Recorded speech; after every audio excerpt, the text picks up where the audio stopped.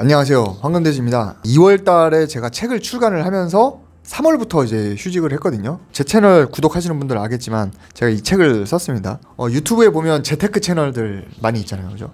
거기에 나와서 게스트로 인터뷰하는 분들 보면 다 자기가 책을 써놓고 책을 이제 홍보하려고 많이 나오더라고. 그러니까 나도 사실은 어떻게 하다가 책을 써서 뭐 그냥 가만히 있으면 절대 안 팔리니까 그래도 나와서 뭔가 홍보도 할 겸 어디 유튜브 여기저기 출연을 해야 되잖아. 그래서 그때 처음에 휴직하고 완전 초반에 나왔던 데가 다니TV였어요. 그게 지금 영상이 내가 알기로 15만인가? 아무튼 꽤 많이 나왔거든요. 근데 그때 5천만 원으로 3년 만에 15억을 만든 그 과정을 거기서 웬만큼 다 풀어내서 사람들이 굉장히 반응도 좋았고 도움을 많이 받았다라고 생각을 하신 것 같아요. 그래서 제가 지금 강의하고 있는데 강의 때도 어떻게 알고 오셨냐 했을 때 다니TV 보고 왔다는 분들도 꽤 많이 계셨거든요. 근데 3년 동안 그 자산을 불리는데 처음에는 법인 설립, 두 번째는 경매, 그다음에 세 번째가 신축, 그렇게 세 가지를 했는데 그러면 그 세 가지를 하면서 자산을 3년 만에 거의 한 30배 가까이 늘린 거니까 그거를 하는 데 있어서 도움이 됐던 책이랑 강의 그런 게 어떤 게 있었는지 추천을 드리도록 하겠습니다.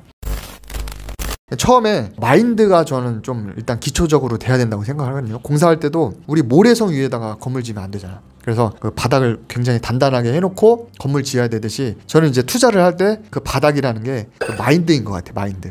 대부분의 그 부동산 강사분들이 강의 들으러 가면 거의 첫 시간은 10개 중에 8, 9개는 다 마인드 얘기부터 해. 다 모르는 얘기도 아니거든. 왜 저러나 싶었는데 내가 이제 경험을 해보니까 마인드가 굉장히 탄탄해야 된다. 그럼 나는 마인드를 어떻게 키웠냐 했을 때 결혼하고 애기도 생기고 하니까 좀 뭐 그런 동기부여가 됐지만 그럼에도 불구하고 마인드를 다진 거는 유튜브 부동산 읽어주는 남자, 요즘에는 이제 부동산 뉴스 기사나 이런 거를 많이 읊어주는데 예전에는 그 마인드에 대한 영상을 많이 올렸었거든. 그 당시에 절대로 전세 살지 말라, 회사가 원하는 삶을 살지 말라, 그걸 계속 들으면서 조금씩 마인드를 깨우쳤던 것 같고, 특별히 뭐 마인드를 깨워야겠다라고 해서 돈 주고 강의를 듣는 것보다 주변에 그런 사람들을 만나거나 아니면은 이제 그런 채널에 유튜브 영상을 보는 게 일단 기본적으로 제일 좋은 것 같고, 그 다음이 이제 책을 읽는 건데 좀 읽어봤을 때 추천할 만한 책은 이제 부의 본능이거든. 이제 브라운스톤이라는 분이 썼는데 슈퍼리치가 되는 9가지 방법. 굉장히 글도 잘 썼고 내용도 컴팩트하니 딱 핵심만 마인드를 딱 강화하는데 아주 도움이 많이 됐던 것 같아서 책은 요거 추천을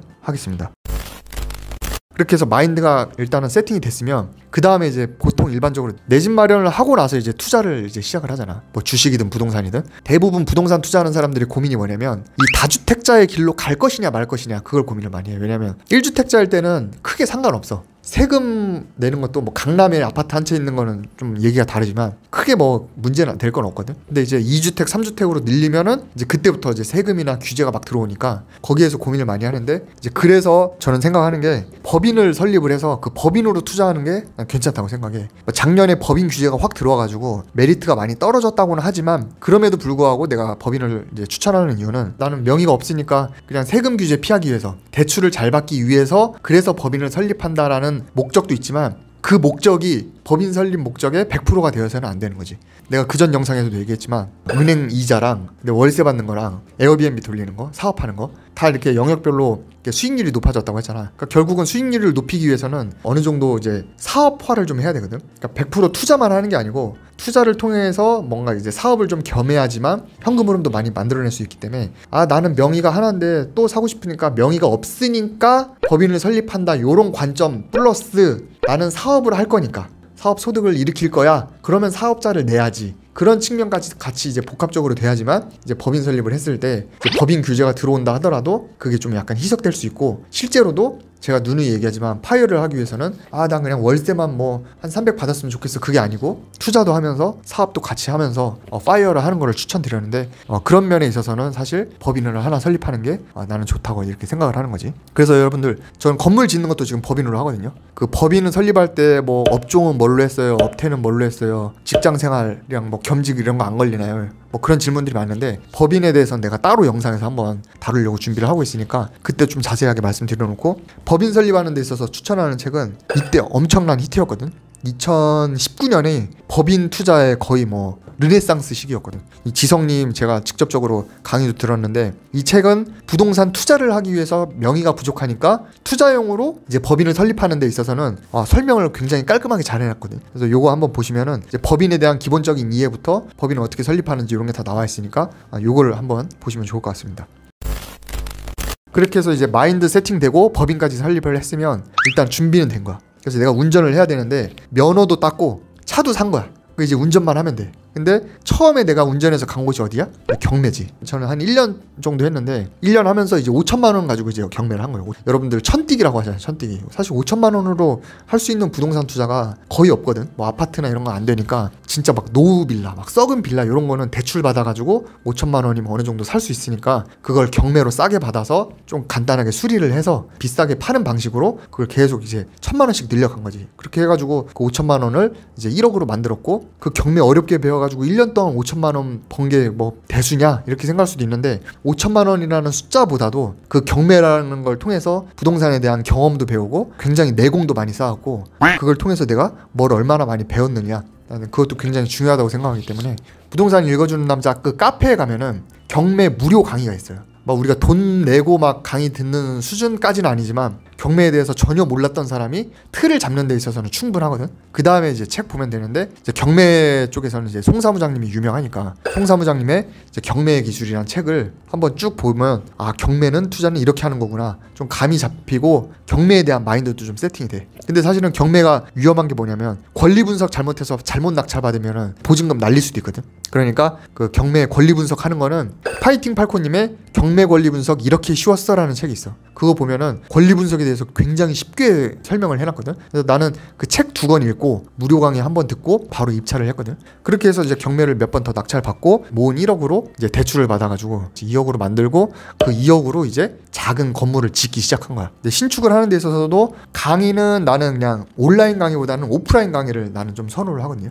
경매나 이런 거는 어느 정도 좀 정형화가 돼 있어. 권리 분석 어떻게 하는지 뭐 물건 사례 같은 거 하니까 온라인으로 들어도 충분히 좀 습득이 가능한데 이제 신축이나 건물 디벨롭 같은 경우는 그 난이도에 대한 깊이도 있고 좀 더 복잡한 요소들이 많기 때문에 바로바로 질문도 해야 되고 해서 온라인보다는 이제 오프라인 수업을 좀 듣는 거를 추천을 드리고 나는 그때 이제 내가 건축을 배웠던 그런 건축사님한테 이제 강의를 들었거든. 그 다음에 책은 시중에 건물 한 번 지어보고 책 쓴 사람 되게 많아. 경매는 사실 큰 틀이 이제 어느 정도 정해져 있으니까 상관없는데 건축은 내가 이번 건물을 지어보고 책을 썼다. 그게 건물 짓는 거에 다가 아니거든. 워낙 변수들도 많고 건축물의 종류도 많기 때문에 자기가 경험한 것만 가지고 얘기할 수 있는 거지. 그래서 내가 그거랑 완전 똑같은 모델이지 않는 이상은 물론 도움은 되는데 막 조금 다른 변수가 있을 수도 있어서 가급적이면 그 분야의 전문가이거나 경험이 많은 분이 쓴 책을 이제 추천을 하고 싶은데 그게 아마 나는 이 책이라고 생각을 하거든. 원룸 건물 짓는 데 있어서 이 책이 나는 굉장히 큰 도움이 됐고 그 다음에 여러분들이 건물을 지으려고 하면 땅을 가지고 그 땅 위에다가 건물을 짓는 거잖아요, 그치? 그래서 땅을 알아야 돼. 땅을.